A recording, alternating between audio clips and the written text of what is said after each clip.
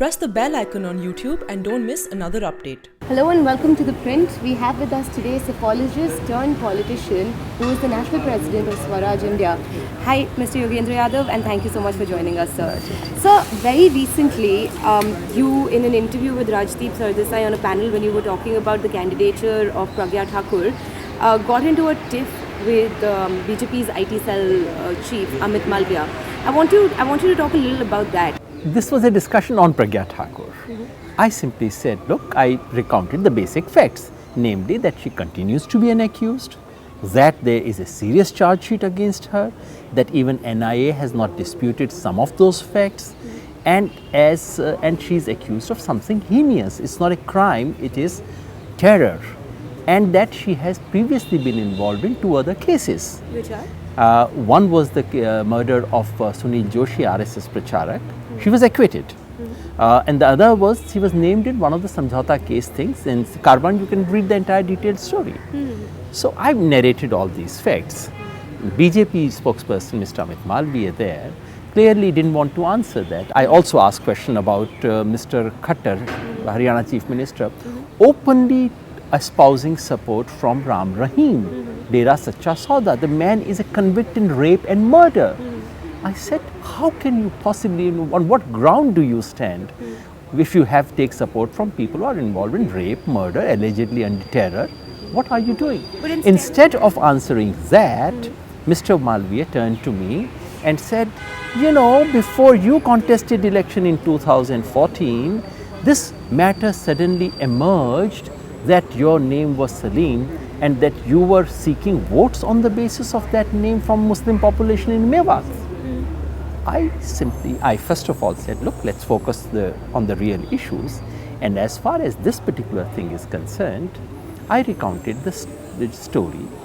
First of all, I simply challenged him. I said, look, if you can give me one video audio of my election in 2014 where I introduce myself with that name or seek Muslim support through these things, I had then said I would withdraw from elections, but I'm saying today I will withdraw from public life forever. It's pre-partition days, not partition, 1938 I think. My grandfather, Ram Singh Ji, was a teacher. He was posted in Hisar, government school teacher, and he was the warden of boys' hostel. There was communal riot in the city of Hisar. It was then in Punjab. There was a communal riot. I think which related to cow slaughter. Some incident had taken place previous day, and the next day Muslim mob suspected that one of the accused was hiding there in the hostel. So a mob of Muslims came to the hostel and looking for someone who'd slaughtered a cow? No. There was a cow slaughter which led to violence, and so this is, violence, counter violence, counter violence. This is standard pattern in communal riots.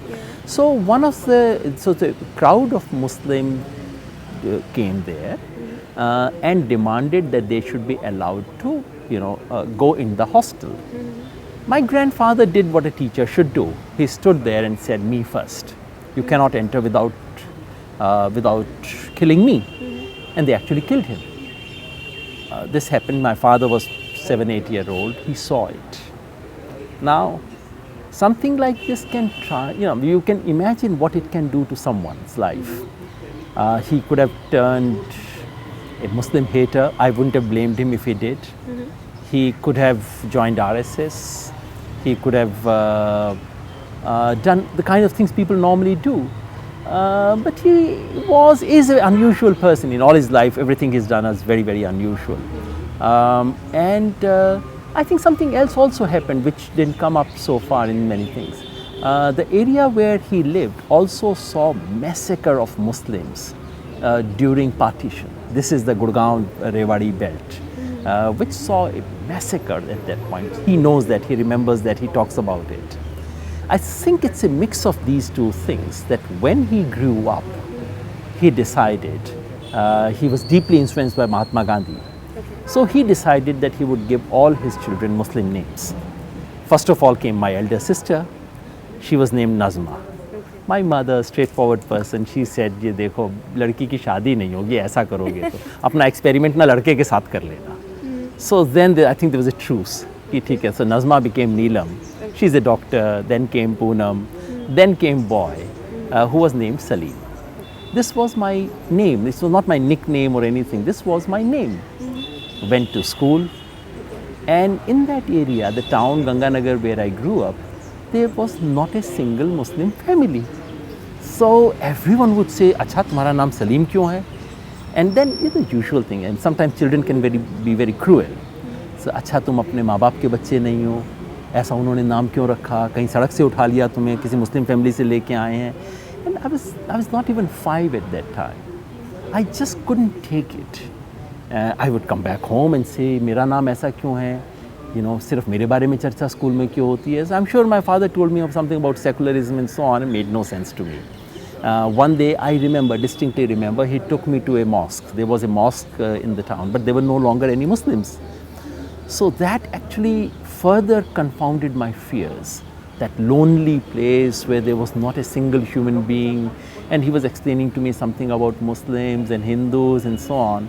I couldn't take it, and I came back from school and said, "मेरा या तो नाम बदल दीजिए, नहीं तो मैं school नहीं जाऊँगा." So he said, "All right, you choose your name." So there was a draw of lots. He put 3 parchis and said, "You pick up," and that's how I became Yogendra.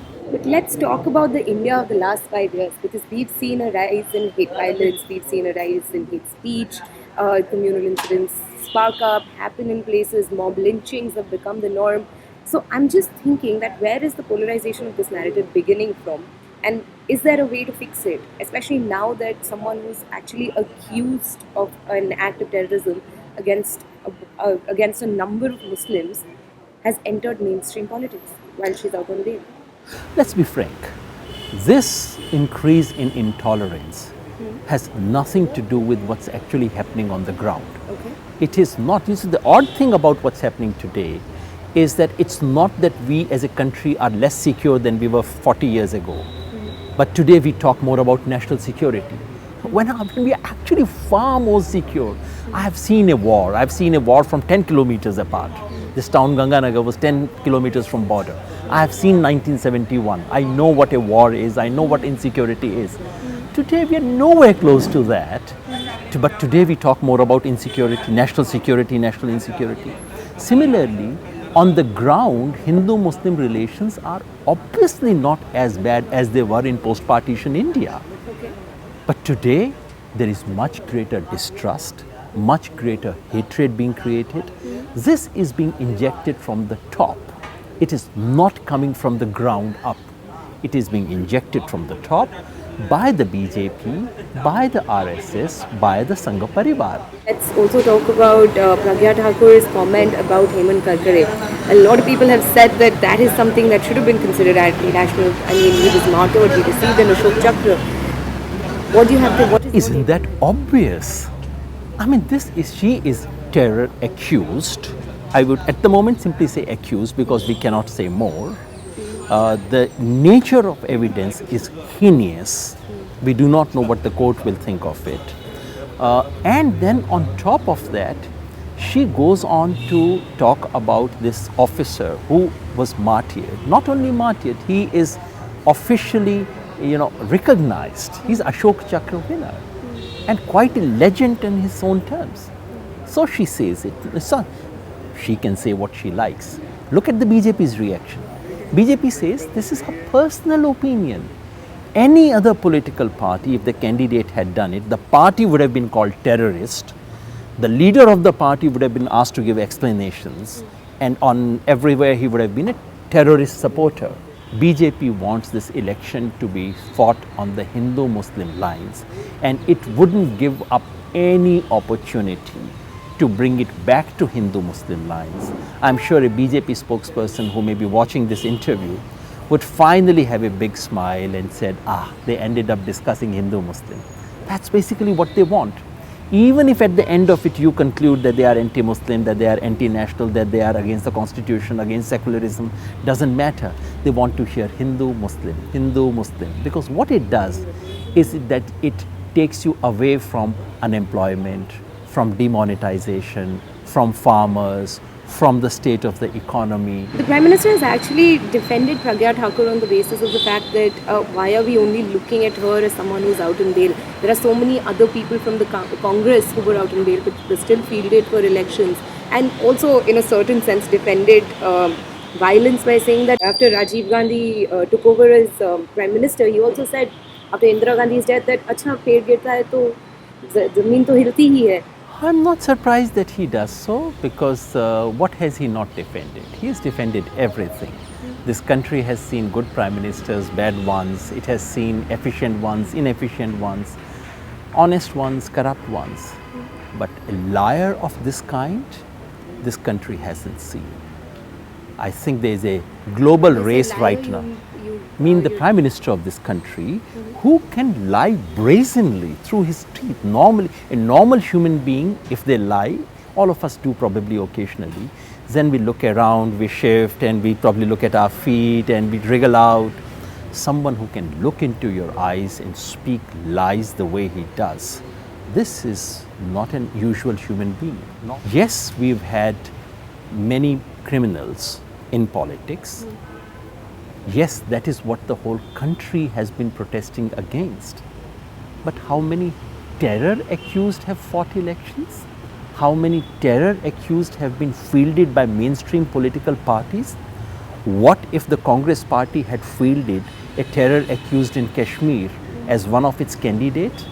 What if one of the communist parties were to field someone accused in Bastar as a candidate? What would be his reaction? I'm not surprised that he is quoting Rajiv Gandhi. I'm not surprised that he is linking himself with one of the worst moments in the history of Congress. Because in many ways, Mr. Modi represents Congress's legacy, Congress's worst legacy. Extension of emergency, extension of 1984. So I'm not surprised. You know, what happened in this entire television episode was exactly something of that kind. If the Prime Minister can say what he does, why blame poor Amit Malviya for saying what he did to me and then tweeting a doctored video last night? I mean, it's a doctored video. Yeah. You know, I challenged him. I said, you bring me one clipping from 2014 election where I seek votes or make any reference to this. So yesterday he puts out a tweet, says, here is the clipping, Mr. Yadav. Now, will you give up public life? Yeah. Now, the clipping. Some very intense music in that video. Yeah. And strong things and so on. This is not from 2014. It's from 2018. It is not from an election meeting of any kind. It is from a condolence meeting and a Mahapanchayat which was organized after Rakbar's lynching, for heaven's sake. And what am I doing in that meeting? I'm not asking votes. I'm not asking anything for myself. I would really urge your viewers who are listening to this, please watch that 13 minutes of speech. What am I doing there? I'm talking about Hindu-Muslim unity. I'm saying, please celebrate Janmashtami. I'm saying to Muslims, Hindus will celebrate Eid, you celebrate Janmashtami. And I'm saying, I'm recounting my grandfather's story to say, my grandfather was lynched by a Muslim mob. My father returned that not with revenge, but with love. And you must do that today. Yes, your Akbar has been lynched by a Hindu mob. But nafrat ka jawab mohabbat se denge. If Congress comes back to power, do you think we can reverse the kind of damage that has happened to the political discourse in the last 5 years? Yes and no. If anyone other than Mr. Modi comes back to power, we should hope for some reversals. We should at least hope that this directed campaign against Muslims, this hatred campaign against Muslims will at least, if not stop, will come down. We should expect that as Janata Party had done after Mrs. Gandhi's defeat, some of these anti-democratic things would be partly unrolled. But don't be very sure. Once the Prime Minister of this country knows that they don't need to answer any questions from the media for 5 years, if the Prime Minister of this country can not address a press conference, why should the next Prime Minister subject himself to that? It's not that democracy would be shut down one day. Democracy is never shut down on one nice day. It goes down degree by degree. And every day there is a shrinkage that is taking place, and we are moving towards electoral authoritarianism. Elections will take place on time, but nothing other than election would happen in democracy. Counting will be proper. EVM is a hoax. EVM controversy is a hoax. Counting will take place fairly, but nothing else will be fair in elections. That's what we are moving towards. That is what we should be concerned about. Well, thank you, Mr. Yadav. You've given us a lot of food for thought. Thank you so much for joining us. This is Diksha Bhardwaj for ThePrint. For more exciting election coverage, do subscribe to our YouTube channel.